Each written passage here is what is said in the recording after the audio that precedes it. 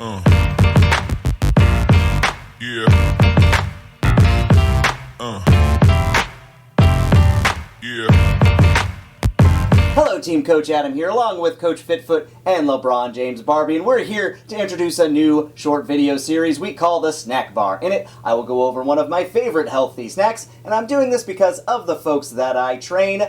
I'd say 3/4 have a fairly decent meal setup, but it's the impulse snacking of highly processed foods that get them into trouble when trying to look and feel healthy. Now, most snacks are designed to be over-consumed, so hopefully this series will give you some options to help with that. Now, none of these snacks are sponsors. I mean, just look at the view count right now. Go ahead, do it. Yeah, I know. It's not great yet, right? It's a little sad. So clearly I don't have a major company sponsorship, so until I get huge and sell out my principles for money, these are all gonna be snacks that I personally consume. Don't get me inflamed and keep me feeling great. First up is the greatest protein bar I know, RX bars. Now, a great quality in any food is a lack of ingredients, and these have about 6. If you ever hear that a food is clean, it's referring to a small number of ingredients, preferably ones you can pronounce. Most protein bars have a whole host of ingredients with many syllables, which means it's processed and likely closer to a candy bar or what I call a chemistry bar. So here's an example here, and look, I like my vegetable glycerin and sorbitol as much as the next guy, but I can't eat that every day. That's nuts. And speaking of nuts, that's one of the main components of RX bars. Also dates, egg whites, sea salt, and usually 1 to 3 other ingredients like cocoa, peanut flour, right? Just depending on whatever the flavor it is. And because it's date-based, it has some sugar, but that's because date's a fruit, it's natural, it includes fiber and antioxidants, so get off my back about the sugar!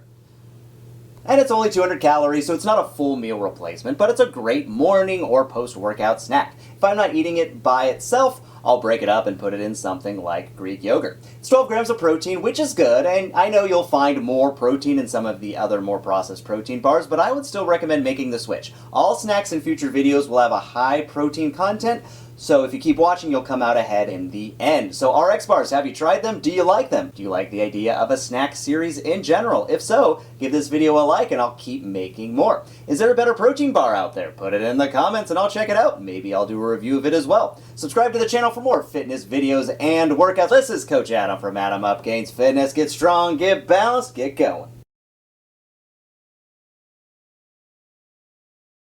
Now look, I like my maltitol and tapioca starch as much as the next guy. Now look, I like my maltodextrin and sodium caseinate as much as the next guy.